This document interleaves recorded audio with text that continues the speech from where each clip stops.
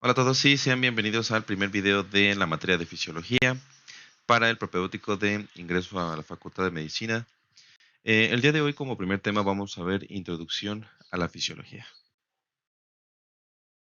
Y pues bueno, para iniciar con el estudio de la fisiología, pues es necesario hablar acerca de la definición. ¿Qué es esta materia? Como tal, fisiología pues es la ciencia que busca explicar las características y mecanismos específicos del cuerpo humano que lo hacen un ser vivo, es decir, todos aquellos procedimientos que realiza el cuerpo de tal manera que pueda mantener un estado de homeostasis o pues pueda mantenerse con vida. Así pues, entonces, para iniciar con el estudio de la fisiología, necesitamos empezar primero con conocer cuál es la composición corporal, en este caso de los líquidos y compartimientos que podemos encontrar en el organismo, es decir, dónde se alojan todos los orgánulos, dónde se alojan todas las sustancias, todos los nutrientes, entre otras cosas, para poder comprender cómo es que está organizado el organismo. Muy bien, empecemos hablando acerca de líquidos corporales como tal.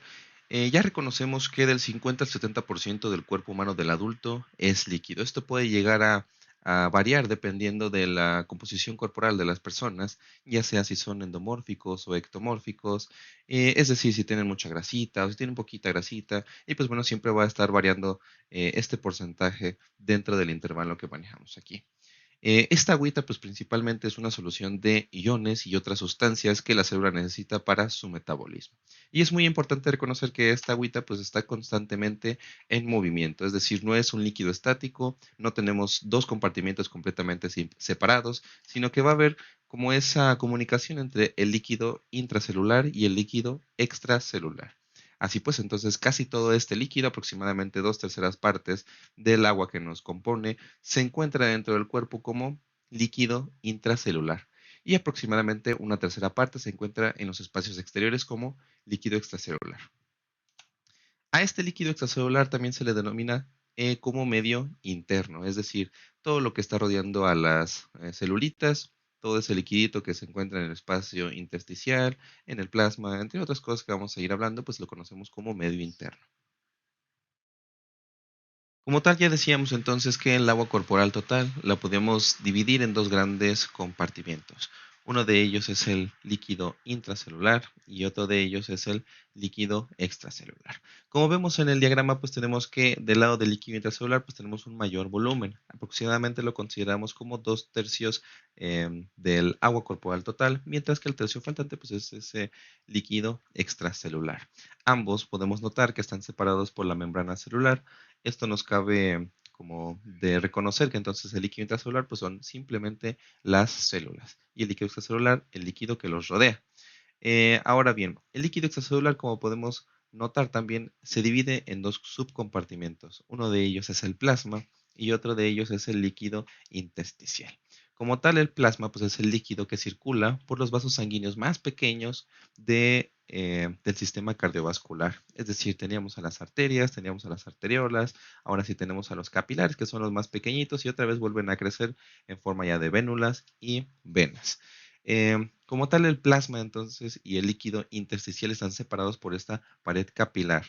Eh, por lo tanto, gracias a esta pared capilar, que como podemos ver es como una línea punteada, el líquido intersticial se forma a través de este plasma, a través de un ultrafiltrado. Y pues gracias a esto, pues se depuran de todas esas sustancias que deben mantenerse en el plasma y otras sustancias que deben de estar en el líquido intersticial.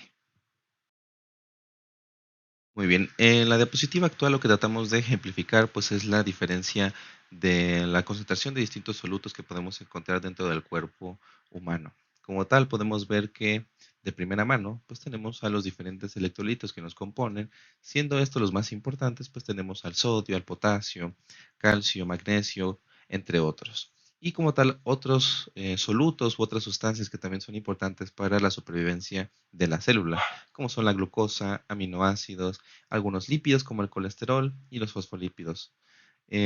Cabe destacar aquí de este diagrama que no siempre vamos a tener una concentración similar al líquido extracelular con el líquido intracelular, sino que van a haber diferencias muy notables. Como podemos ver, que es en el caso del sodio, que en el líquido extracelular pues vamos a tener una mayor concentración de este electrolito, mientras que en el líquido intracelular pues es todavía menor. Esto no aplica para el ion potasio, puesto que se da una relación como inversa, ya que en el líquido extracelular podemos encontrar que es mucho más pequeño a como podemos encontrarlo en el líquido intracelular, que es mucho, mucho más abundante. Estas diferencias de concentración pues, son necesarias para que la célula lleve a cabo las actividades metabólicas que requiere pues, para su supervivencia y pues, para llevar a cabo también la secreción de sustancias, para que se pueda mantener con vida, para que pueda llevar a cabo la mitosis, entre otras miles de acciones que realiza la célula individualmente. Muy bien, y una vez entendido más o menos cómo es la composición corporal del cuerpo, que podemos hablar un poco acerca de la homeostasis, que es ese mantenimiento de un medio interno casi constante, es decir, del equilibrio. Muy bien, empecemos por definir qué es homeostasis. Como tal, homeostasis tenemos que es un término que se creó para definir aquel mantenimiento de ciertas condiciones casi constantes del medio interno, es decir, todos aquellos procedimientos o compensaciones que realiza el cuerpo para mantenerse en equilibrio en caso de alguna deficiencia o algún aumento de función o de solutos o de sustancias, cualquier cosita que podamos encontrar por ahí que esté alterando el equilibrio del cuerpo. Muy bien.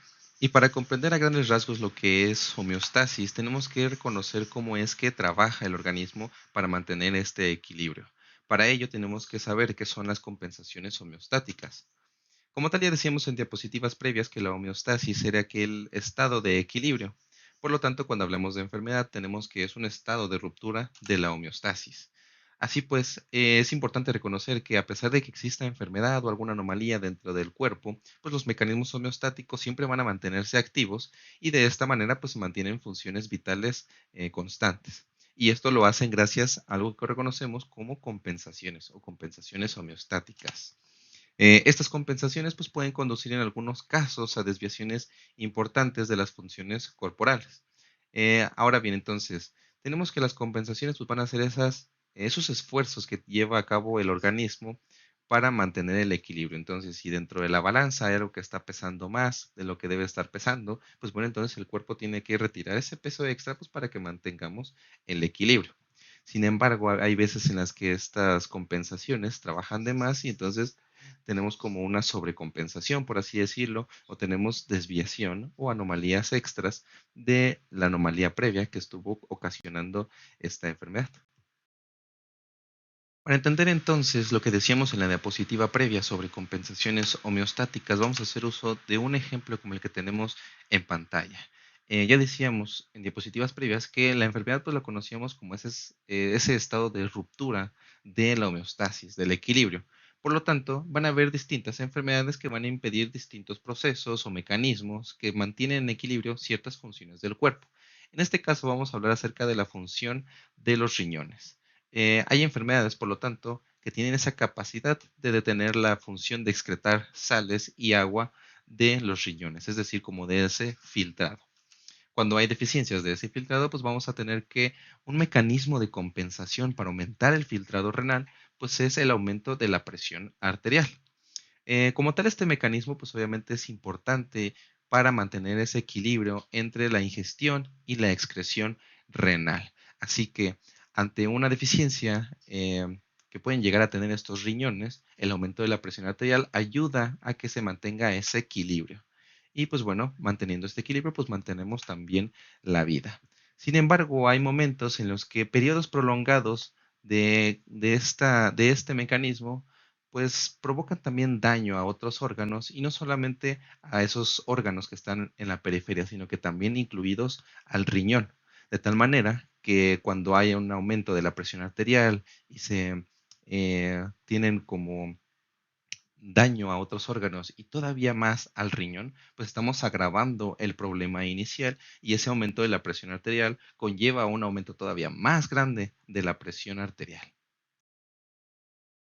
Así pues, entonces, como decíamos en el ejemplo previo de la función renal y de la presión arterial, aquellas compensaciones homeostáticas que se producen en el organismo después de una lesión o enfermedad o cambios ambientales importantes son entonces un compromiso necesario. Es decir, cuando teníamos una enfermedad que impedía ese mecanismo de equilibrio del riñón, y se veía reflejado con un aumento de la presión arterial, a pesar de que prolongadamente después iba a ser dañina para el organismo, pues es un compromiso necesario para tratar de compensar o tratar de arreglar el problema que tenemos subyacente. Así pues, entonces, mantenemos las funciones vitales. Sin embargo, como lo vimos previamente, a largo plazo pueden contribuir a inducir anomalías adicionales. Así pues, entonces, ya habiendo hablado de compensaciones homeostáticas, cabe destacar que cada una de estas compensaciones va a tener como un nombre ya establecido, una manera de actuar que es digna de identificar. Entonces, vamos a hablar acerca de sistemas de control, cuáles son sus características y cómo es que se relacionan para el mantenimiento del equilibrio. Sí, pues entonces, para hablar acerca de compensaciones homeostáticas y de sistemas de control, vamos a hablar acerca de una de las más importantes, que si bien no es la única, pues es la que con mayor frecuencia está actuando dentro del organismo. Como tal, vamos a tener entonces en el punto número uno un sistema homeostático. Ya sabemos que dentro del cuerpo pues hay infinidad de mecanismos que se están regulando constantemente. En este caso vamos a hablar acerca de la regulación de la concentración de dióxido de carbono. Puesto que entonces hay una regulación de la concentración elevada de dióxido de carbono, vamos a tener que como protagonista principal a los pulmones van a estar regulando esta concentración. Así pues, la ventilación pulmonar va a aumentar cuando dicha concentración se eleva en el líquido extracelular. Es decir, entonces, ante una concentración elevada de dióxido de carbono, vamos a tener que un aumento de la ventilación pulmonar va a ser el mecanismo de compensación o de regulación de esta concentración. Por lo tanto, podemos decir que es una respuesta opuesta. Como tal, entonces, ante esa concentración elevada de dióxido de carbono, va a haber un aumento de la ventilación pulmonar que va a tratar de disminuir la concentración de dióxido de carbono, que vendría siendo esta la respuesta opuesta. Es decir, ante un aumento hay una disminución. Así pues, entonces, gracias a este mecanismo de compensación, el aumento de dióxido de carbono provoca sucesos para disminuir su concentración. Así pues, esto lo podemos ver resumido en la siguiente diapositiva, donde entonces un aumento de la concentración de dióxido de carbono va a ser una señal de feedback negativa. Feedback quiere decir también retroalimentación, donde entonces ese aumento de la concentración de dióxido de carbono va a ser retenido, va a ser atacado, va a ser neutralizado con una disminución de la concentración de dióxido de carbono. Y eso, a grandes rasgos, es retroalimentación negativa. Por lo tanto, entonces, retroalimentación negativa quiere decir que si algún factor se vuelve excesivo o deficiente, un sistema de control inicia entonces una respuesta de feedback negativo para tratar de compensar esta anomalía. Por lo tanto, consiste en una serie de cambios que devuelven ese factor hacia un determinado valor medio o valor de normalidad, con lo que se mantiene la homeostasis. Y ya decíamos entonces que retroalimentación positiva no era el único sistema de control. También teníamos a la retroalimentación positiva.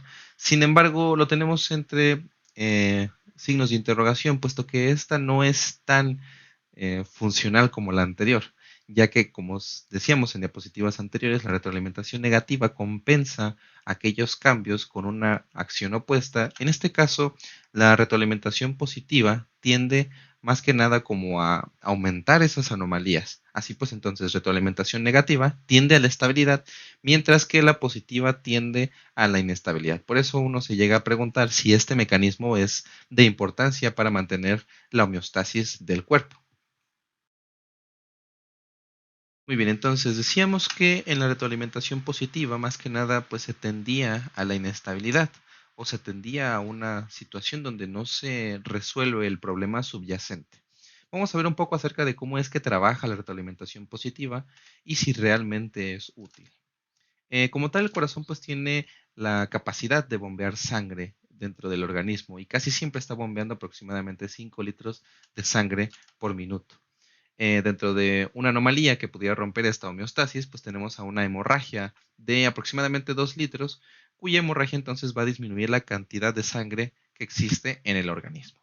Así pues, la cantidad de sangre va a disminuir a tal punto que no quede sangre para bombear por el corazón. Por lo tanto, el flujo sanguíneo hacia el corazón se va a ver disminuido a grandes rasgos.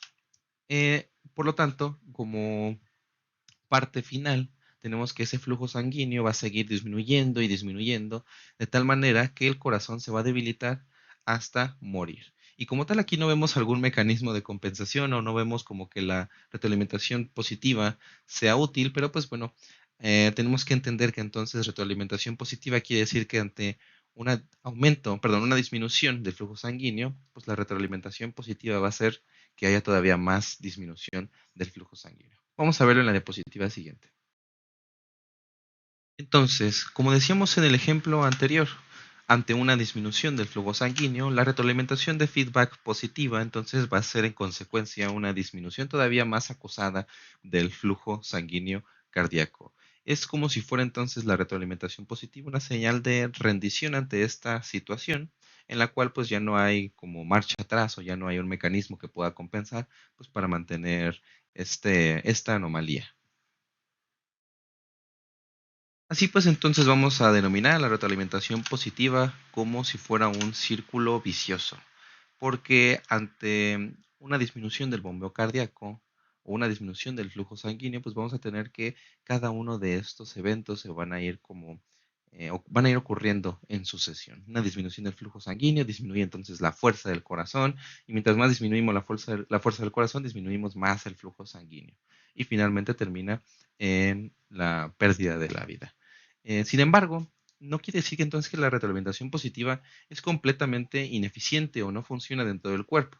Vamos a ver un ejemplo donde retroalimentación positiva tiene un efecto benéfico para la homeostasis o el equilibrio del organismo. Ahora bien, las buenas noticias es que la retroalimentación positiva no es únicamente un estado o un círculo vicioso que llega a tener el cuerpo, sino que puede llegar a ser útil para mantener el equilibrio o la homeostasis que podemos encontrar a lo mejor en alguna anomalía. Eh, un ejemplo que tenemos aquí pues es la ruptura de un vasito. Entonces, en el punto número 1 tenemos que al romperse un vaso sanguíneo, pues se liberan diferentes factores o diferentes sustancias que promueven la coagulación. Esto hace que se forme un coágulo. Gracias a que se activan los factores de la coagulación para generar la coagulación, gracias a que ya se formó coagulación, pues entonces tenemos que ante un evento inicial donde se forma un coágulo, esta misma coagulación va a desencadenar aún todavía más coagulación. Por lo tanto, se van a activar todavía más mediadores para generar más coagulitos que van a tener como fin o como producto final, pues el taponamiento de este vaso que está dañado. Y esto va a detener la hemorragia, como en el ejemplo que teníamos en las diapositivas previas.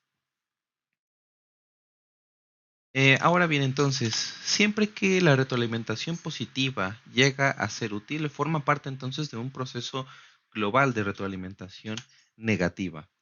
Como decíamos en el ejemplo previo, el proceso de retroalimentación positiva que suponía la coagulación, pues en general es un proceso de retroalimentación negativa global para mantener el flujo sanguíneo.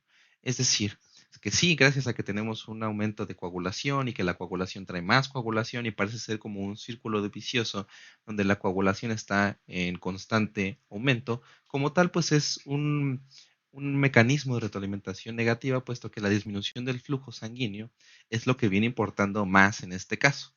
Así que entonces, cada vez que la retroalimentación positiva es útil, entonces hablamos de un proceso de retroalimentación negativa todavía mayor.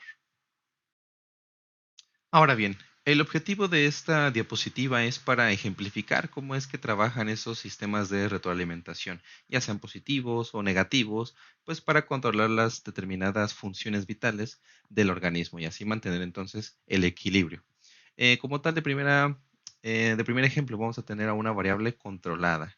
En este caso, la variable controlada vamos a tener que es la presión arterial.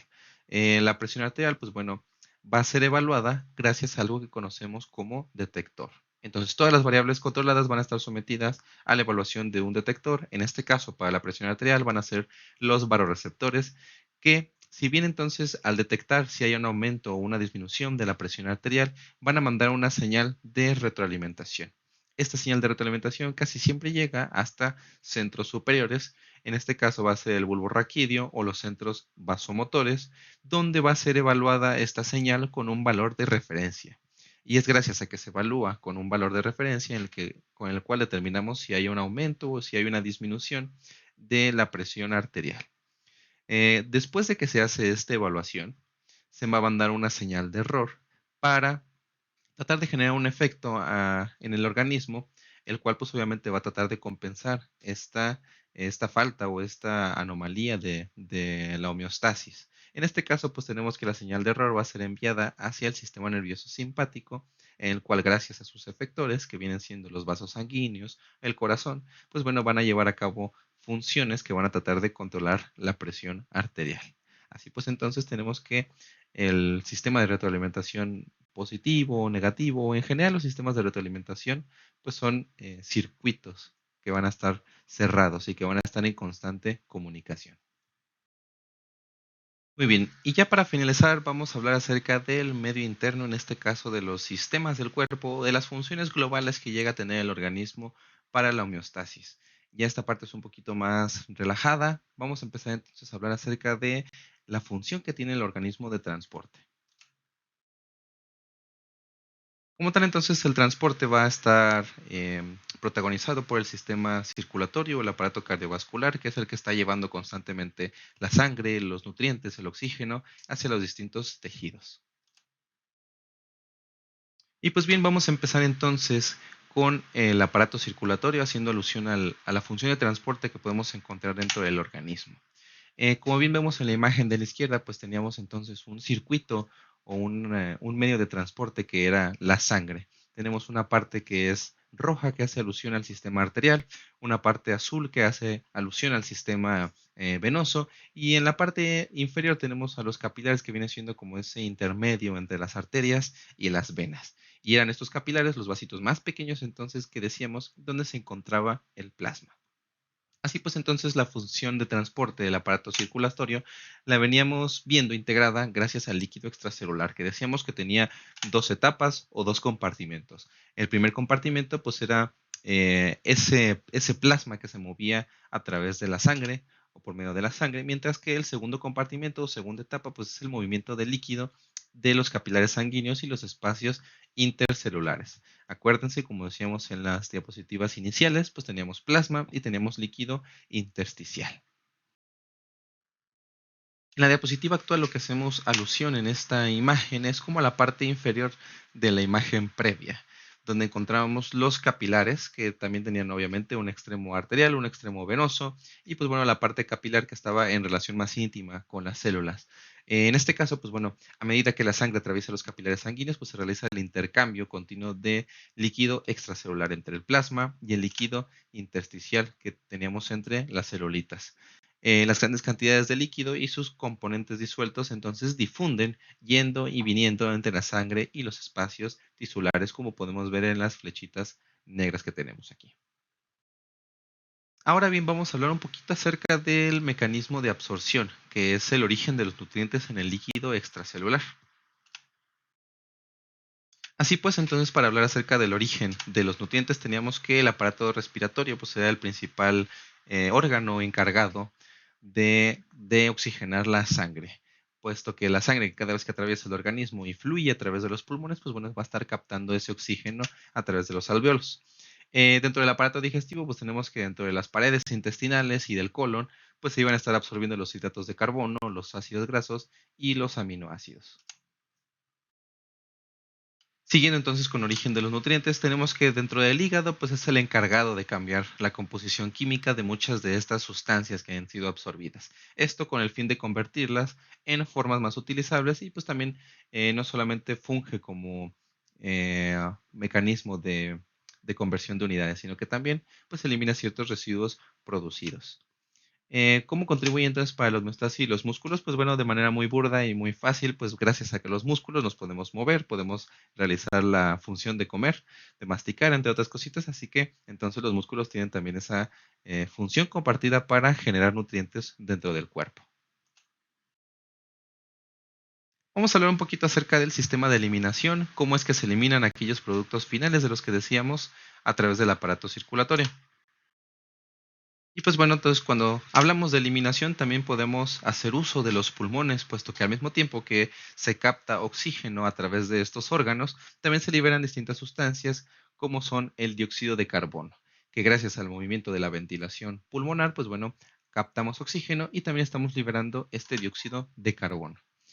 Por otra parte, los riñones, pues bueno, a través del paso que tiene de sangre a través de estos órganos, pues elimina la mayoría de los productos tóxicos o de los desechos de las células a través del plasma.